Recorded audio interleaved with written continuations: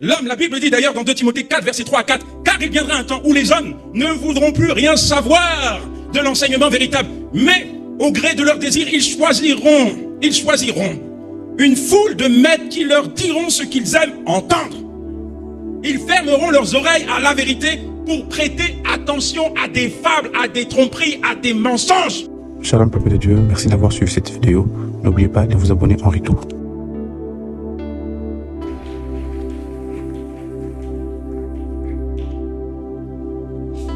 Je pourrais faire tout un séminaire sur ces réalités. Te parler de l'inquiétude, arrête de t'agiter, arrête de courir dans le monde. Quand tu as un besoin, tourne-toi vers ton berger. Il est celui qui répondra à tous tes besoins avec gloire et richesse. Je pourrais faire tout un séminaire sur cette thématique. Quand tu es malade, au lieu de t'agiter, dès que tu vois un rapport médical, tourne-toi vers ton berger, il promet de te guérir. Quand tu as un problème avec le péché, Dieu promet de te délivrer, Dieu promet de t'accompagner. Dieu sera toujours à tes côtés. Même si le monde t'abandonne, Dieu ne t'abandonnera jamais. Le Saint-Esprit se charge de nous conduire dans la vérité. Dites avec moi vérité. Vérité, c'est pas mensonge. Mensonge, c'est pas vérité. Je dis vérité, c'est pas mensonge. Mensonge, c'est pas vérité. Jean 16, verset 3. Quand le consolateur sera venu, l'esprit de vérité, il vous conduira dans toute la vérité. Car il ne parlera pas de lui-même, mais il dira tout ce qu'il aura entendu et vous annoncera les choses à venir. Aujourd'hui, l'hérésie est rentrée dans la conscience des chrétiens à l'heure des réseaux sociaux. L'évangile est devenu un business.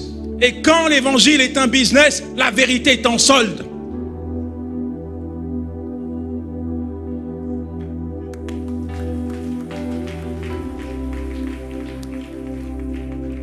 Mon ami, c'est pas parce que je prends le micro et que je te dis, femme, tu vas enfanter cette année, femme, tu vas te marier cette année, alors qu'il y a 1000 personnes, 2000 personnes, que ça fait de moi un prophète.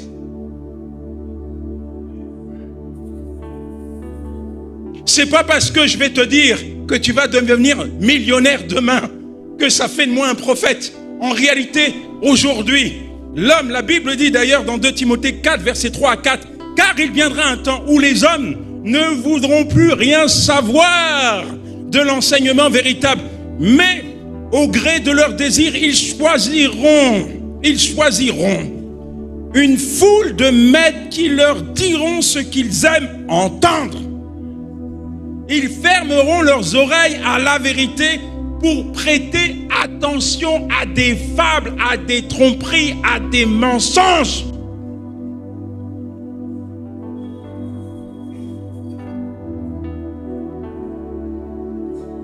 C'est pas parce que tu as des millions de followers sur les réseaux sociaux que tu dis la vérité.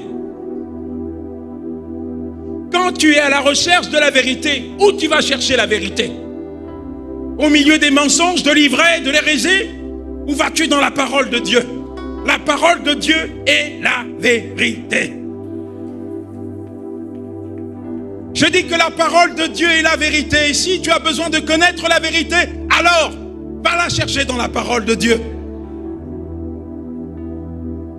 Le Saint-Esprit n'est pas simplement celui qui nous conduit dans la vérité. Il est également l'auteur de la vérité. Et aujourd'hui, le monde prête attention à tout ce qui plaît. Aujourd'hui, le monde se tourne à tout vent de doctrine. Le problème, c'est que beaucoup de personnes n'aiment pas lire la parole de Dieu. Alors, ils ne connaissent pas la vérité. Et ils sont embarqués dans tout un tas de choses où finalement, on fait d'eux des esclaves. On les manipule psychologiquement. On les dépouille. Le Saint-Esprit ne va jamais te dépouiller, mais il sera toujours là pour t'enrichir avec la vérité. Arrête de chercher la vérité sur les réseaux sociaux. Arrête de chercher la vérité, la réponse à tes besoins en allant fouiller dans le monde. Retranche-toi dans la présence de Dieu et demande au Saint-Esprit de te communiquer la vérité.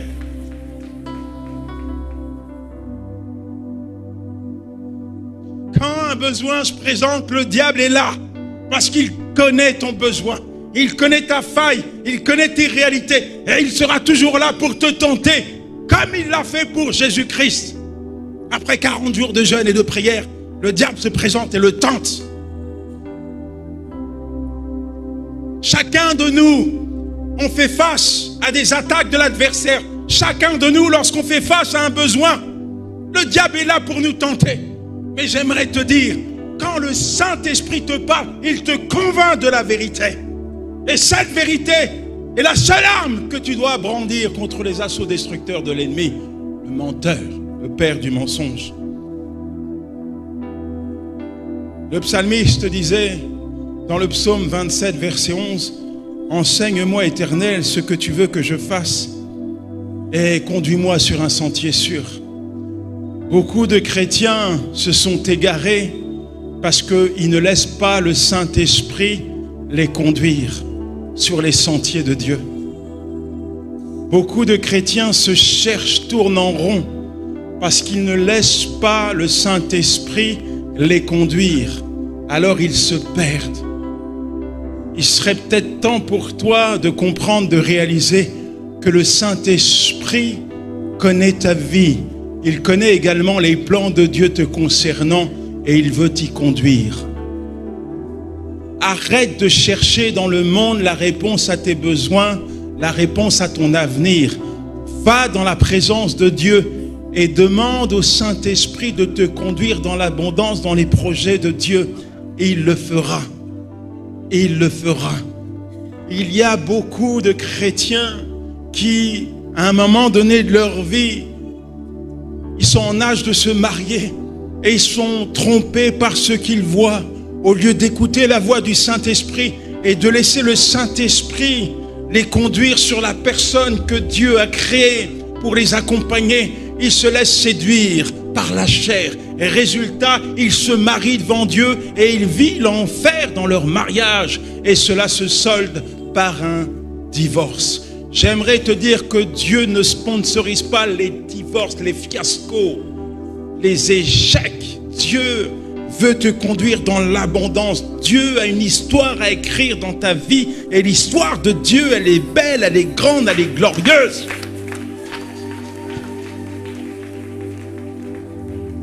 Le Saint-Esprit nous change, nous rend semblables à Christ.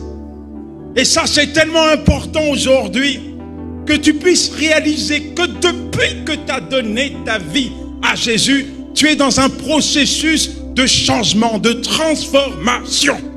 Il veut t'amener à ressembler à Christ. Dis-moi qui tu fréquentes, je te dirai qui tu es. Demande à ton voisin qui tu fréquentes, toi.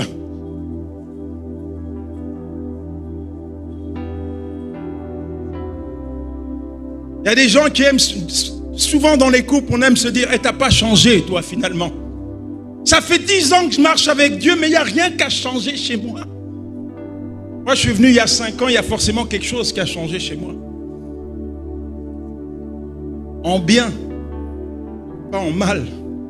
Parce que lorsque le Saint-Esprit travaille dans nos vies, c'est pour nous faire progresser, nous amener vers le haut.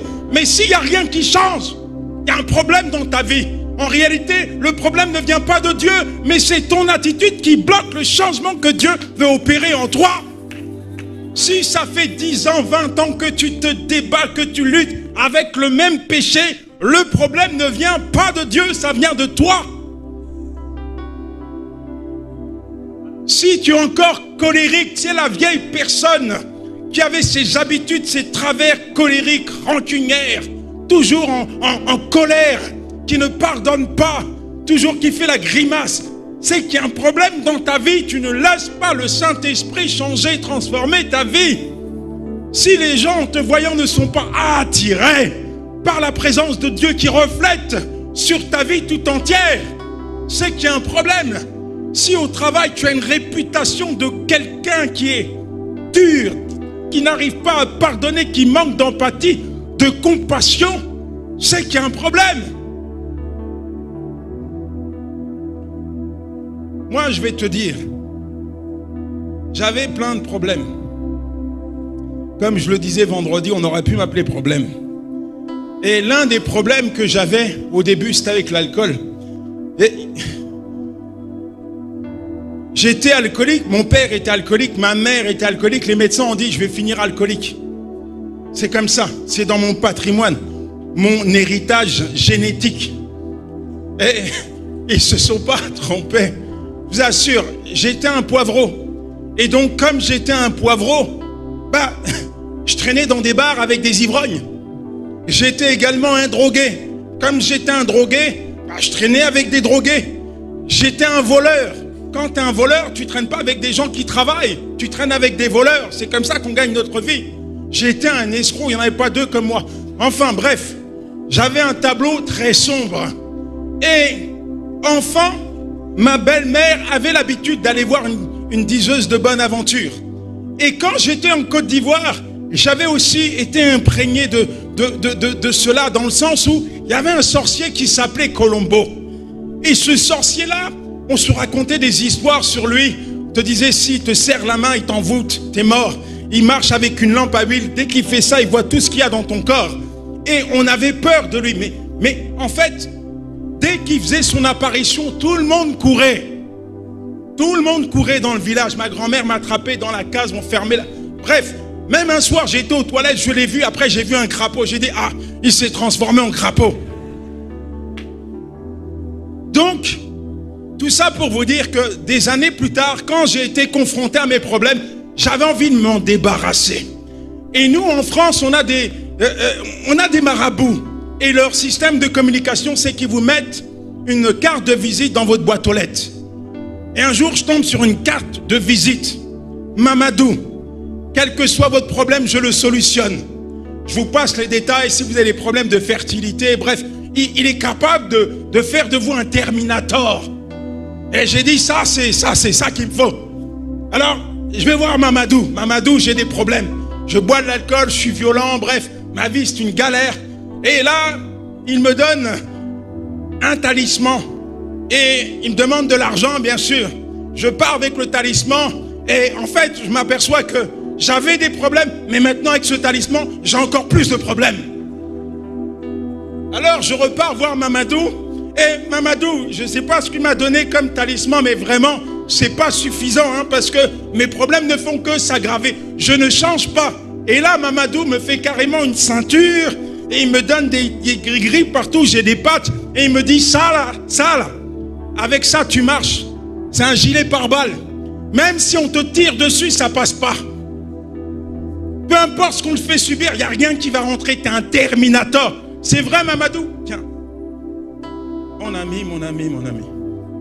J'ai pris 3 coups de couteau. On m'a tiré dessus plusieurs fois. J'ai failli mourir. À un moment donné, et quand j'arrive au paroxysme de ma déchéance, je suis en prison et je pense à tous ces talismans. Et finalement, quand je suis confronté à la parole de Dieu, je réalise que, en fait, mon protecteur, celui qui est capable de me préserver, de me changer, de solutionner mes problèmes,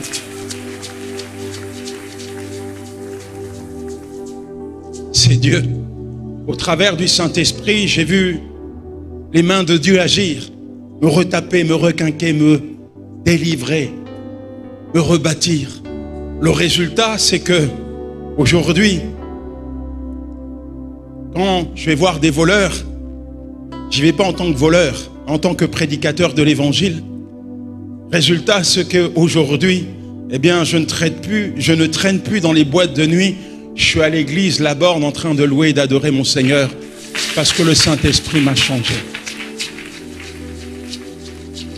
Alors, si tu souhaites changer, laisse-le faire et laisse-toi faire. Dis à ton voisin, laisse-le faire et laisse-toi faire. Shalom, peuple de Dieu. Merci d'avoir suivi cette vidéo. N'oubliez pas de vous abonner en retour.